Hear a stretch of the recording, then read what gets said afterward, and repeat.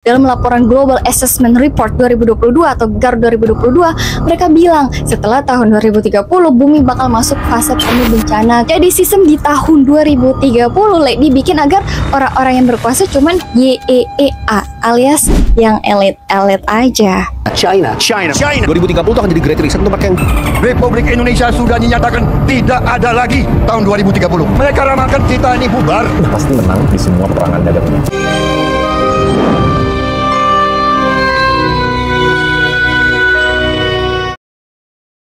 Assalamualaikum, here we go. Ketemu lagi dengan aku Sarah Ladio, pencerita yang nemenin kamu dimanapun kalian berada.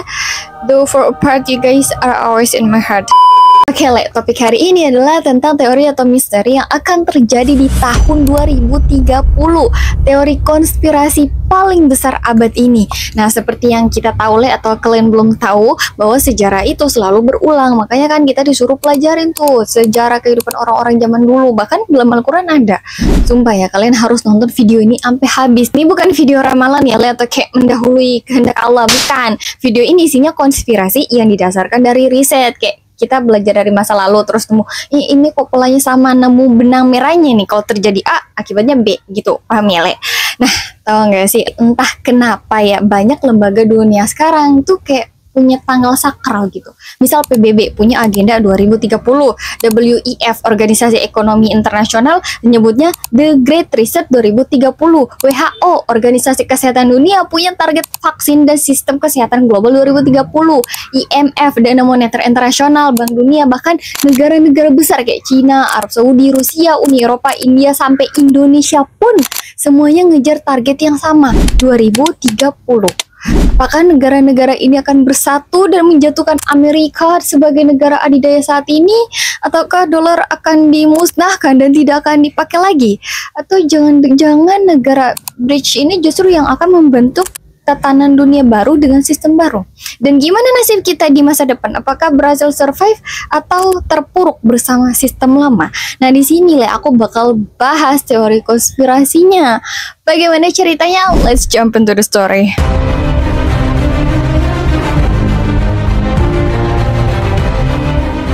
Teori pertama adalah The Great Reset. Emang nih apaan sih? Kenapa bisa muncul teori konspirasi dari istilah ini?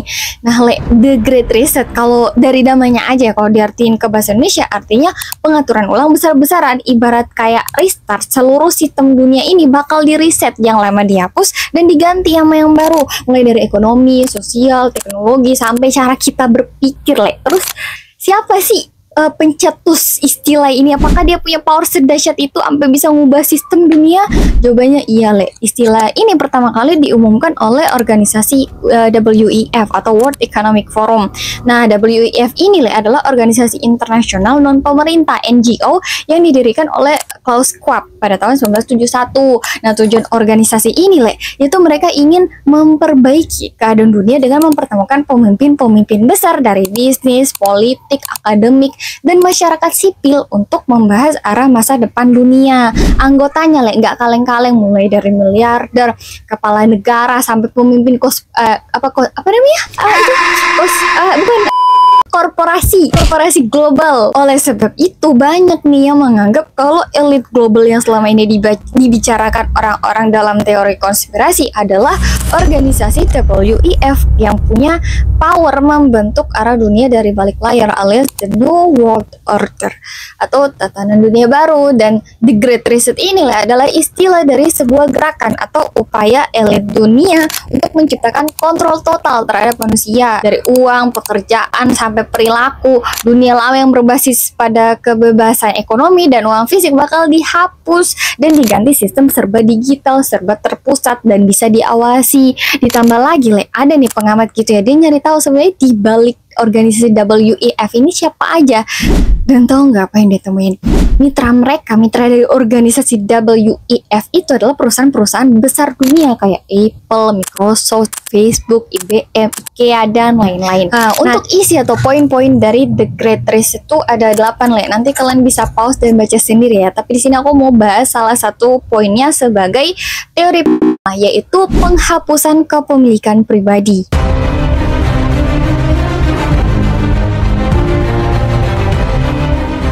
Teori teori kedua, Le, yaitu you'll own nothing and you'll be happy. Atau bahasa Indonesianya, kok gak bakal punya apa-apa, tapi kok bakal bahagia gitu. Poin nomor 1 dari The Great Reset. Tahu gak, Le, kalimat you'll own nothing and you'll be happy ini banyak dikritik oleh banyak kalangan. Nah, aku mau nunjukin video, Le, bapak-bapak lagi ngamuk. Menurutku video ini relate dengan kondisi sekarang. Average house prices in Dublin, €509,000. You'd need a salary of $150,000 a year in order to get a mortgage on a property like that. And your affordable housing schemes are linked to a discount on that absolutely obscene price. In my area, average house prices €700,000. So a whole future generation of young people, working people, will never be able to own their own home and will be prey to the obscene rents that are being charged of €2,000 and €2,200. Never able to save, never able to aspire to own their own home, and you have failed them completely, and you won't even give them eligibility for social housing support. It's obscene. Nah, Le, ini aku praktekin ya, ngamuk-ngamuk bapak-bapaknya kalau di versi Indonesiain, kurang lebih kayak gini. Coba lihat harga rumah di Dublin sekarang, rata-ratanya tuh 10 miliar. Untuk bisa beli rumah segitu butuh gaji hampir 3 miliar setahun.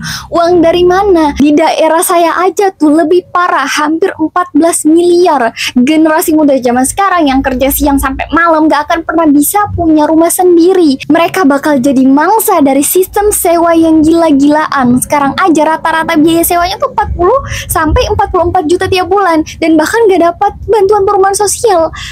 Gak ngotak tuh enggak? Begitu, Le. Nah, banyak orang yang khawatir dan gak suka dengan teori you'll own nothing and you'll be happy, karena kan itu maksudnya kepemilikan pribadi diganti dengan akses berbasis layanan. Cuman boleh minjem atau nyewa, gak boleh memiliki. Kayak rumah nyewa, motor nyewa, mobil nyewa, sampai pakaian pun nyewa, Le. Semuanya dimiliki oleh golongan tertentu aja, kayak perusahaan besar atau lembaga-lembaga yang mengatur ekonomi global. Akhirnya apa? Generasi masa depan, anak-anak bunda yang kerja keras banting tulang, kepala jadi kaki, kaki jadi kepala, gak bakalan pernah mampu beli rumah sendiri. Jadi sistem di tahun 2030 dibikin agar orang-orang yang berkuasa cuman YEEA, alias yang elit-elit aja.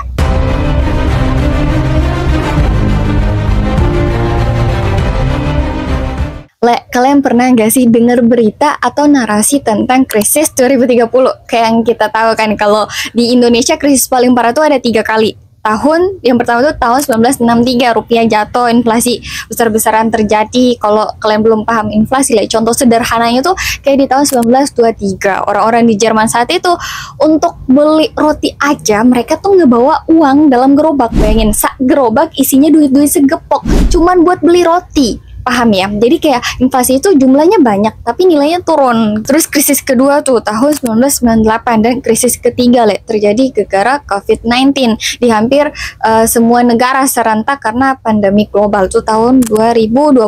Nah, kali ini konspirasi di tahun 2030 yaitu sebuah teori di mana akan terjadi krisis paling parah alias krisis struktural, gabungan dari krisis-krisis paling besar yang pernah terjadi di masa lalu. Kayak puncaknya tuh krisis 2030, Le. Udah diprediksi bakal terjadi krisis besar, bahkan disebut sebagai krisis struktural. Maksudnya tuh semua sektor, Le, serentak mengalami krisis, berbagai lapisan sektor, mulai dari energi, pangan, air, ekonomi, teknologi, sampai sosial. Nah, karena semuanya saling berhubungan, makanya satu krisis yang kena dampaknya tuh bisa ke yang lain-lain juga. Misal kalau krisis pangan terjadi, hasil pertanian turun, harga makanan naik, inflasi global meningkat, dampaknya bisa ke ekonomi, Le, karena apa-apa mahal, lapangan kerja sempit, banyak pekerjaan yang dihilangkan. Dan tahu nggak, Le, ada studi nih penelitian kelompok konsultan Oxford Economics, mereka memprediksi bahwa robot akan mengambil alih lebih dari 20 juta pekerjaan di seluruh dunia pada tahun 2030. Hal ini berpotensi menciptakan ketimpangan sosial antara si miskin dan si kaya karena hilangnya jutaan pekerjaan. Dan durasi untuk bisa pulih dari krisis ini, Le, butuh waktu 10 sampai 30 tahun. Gak bisa tuh cuman 1-2 tahun tuh gak bisa. Ibarat dari akarnya udah rusak tuh, jadi semua sektor tuh harus diatur ulang alias di reset. Prediksinya, Le, ini bakal lebih parah daripada krisis waktu COVID kemarin. Makanya kan banyak negara-negara yang pasang target visinya, agenda kedepannya tuh rata-rata 2030 semua. Negara-negara ini pada bikin proyek namanya bridge atau jembatan. Contoh Arab Saudi bikin vision 2030. Terus ada nih Uni Eropa punya visi Green Deal 2030. Tujuannya transisi energi untuk menghadapi krisis iklim dan energi. Terus ada lain-lain. Kalian bisa searching sendiri Bahkan laporan resmi dari PBB aja udah mulai ngomong hal yang sama. Dunia sedang menuju masa suram. Dalam laporan Global Assessment Report 2022 atau GAR 2022, mereka bilang setelah tahun 2030 bumi bakal masuk fase penuh bencana, kekeringan ekstrim, panas yang menyiksa sampai banjir yang ngancurin segalanya. Tapi yang bikin merinding tuh laporan ini bukan cuma soal cuaca tapi kayak peringatan halus bahwa sesuatu sedang disiapkan. Aku jadi ingat cuplikan ini, coba tonton ini. Gue ini 2030 tuh akan jadi great reset untuk mereka. Itu akan jadi great reset untuk mereka yang dan tidak siap. Di reset dunia ini ya, bubur-bubur. Ini di reset nih yang udah tua ini. Lu hanya punya sekitar 5 tahun, 1825 hari dari sekarang untuk asah skill lu setiap hari jadi orang yang lebih baik ya. Kerja lebih keras. Bersiap ketika krisis lu datang, lu selamat.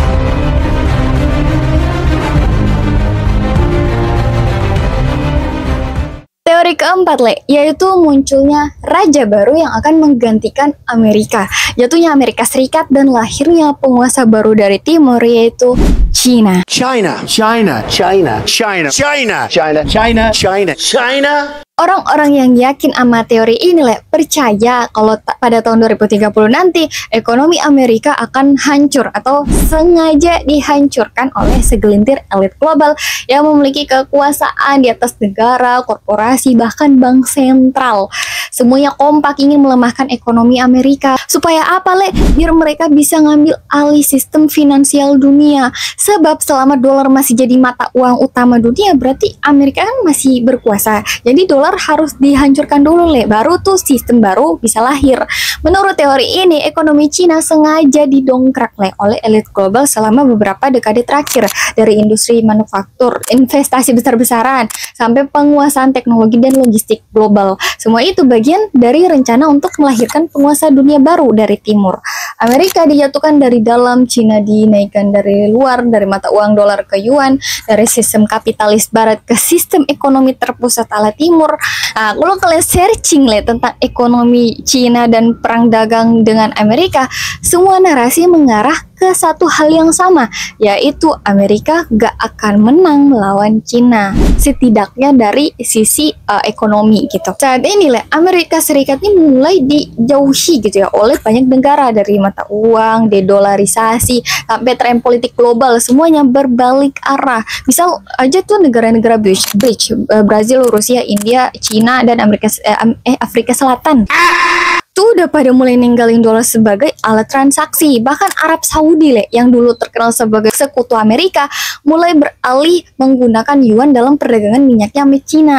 Dari petrodolar jadi petro yuan. Dan tahu nggak, selama puluhan tahun ini kan Arab Saudi dan Iran musuhan gitu ya ibaratnya.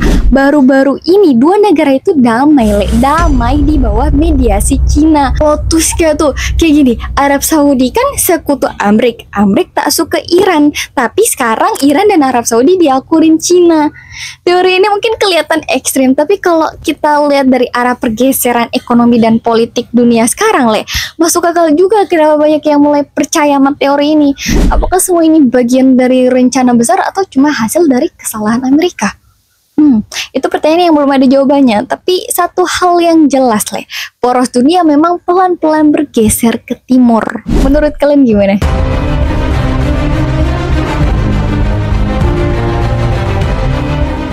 Dari semua teori yang udah aku jelasin tadi, udah 4 teori ya. Teori terakhir atau teori kelima dari teori konspirasi 2030 adalah Indonesia akan bubar.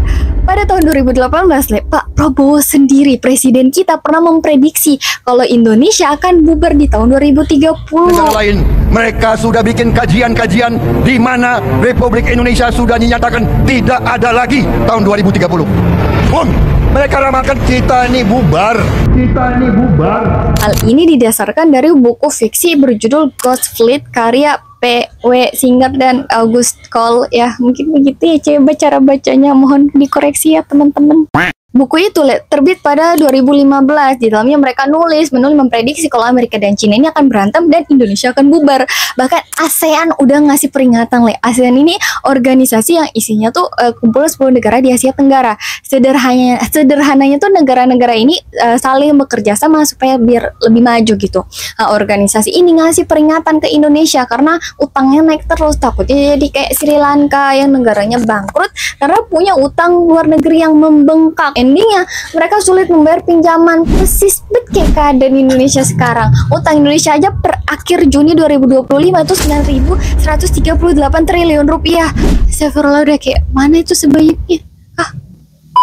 Ditambah lagi di Sri Lanka waktu itu pemerintahnya gagal ngasih kebijakan yang tepat. Alhasil rakyatnya menderita kelaparan, hidup kesulitan, susah beli makanan, bayar listrik, gak ada uang, bensin mahal, protes, demo besar-besaran di jalan-jalan. Alhasil presiden dan pejabat tinggi terpaksa mundur. Ya gimana ya, rakyatnya juga udah gak percaya. Dan yang paling membanggakan ya dalam kartun Simpson, seperti yang kita udah tahu kan, banyak teori-teori konspirasi yang bilang kalau kartun Simpson tuh banyak memprediksi hal-hal di masa depan dan terbukti. Nah, dalam The Simpsons berjudul Bart's Call Australia season 6 episode 16, di situ ada adegan Bart yang lagi nelpon sambil ngeliat global, terus pas dia berhentiin, itu orang pada salvo kayak kok Indonesia tuh digambarin dalam scene-nya itu nunjukin kalau Indonesia tuh jadi Singapura berubah. Astagfirullah, menurut kalian gimana? Oke, itu dia teori-teori dari konspirasi yang akan terjadi di tahun 2030.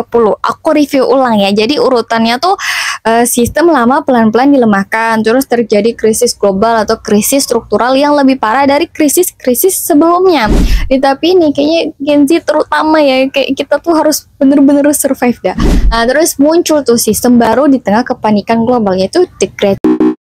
Terus sistem baru mulai dipakai gitu secara merata di seluruh dunia, dan terakhir setelah The Great Reset selesai, kontrol dunia beralih dari yang tadinya negara kayak Amerika yang dianggap paling berkuasa diganti. Yang paling berkuasa adalah sistem global yang keputusan-keputusan besar dikendalikan oleh mereka-mereka yang disebut sebagai elit global.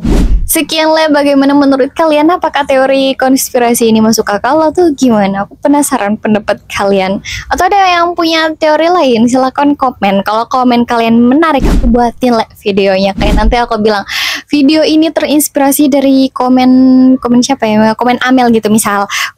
Jadi ntar aku bilang video ini terinspirasi dari komen Amel gitu.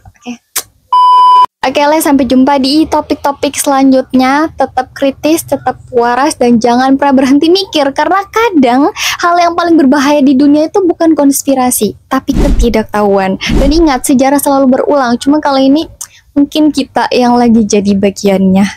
Bye-bye.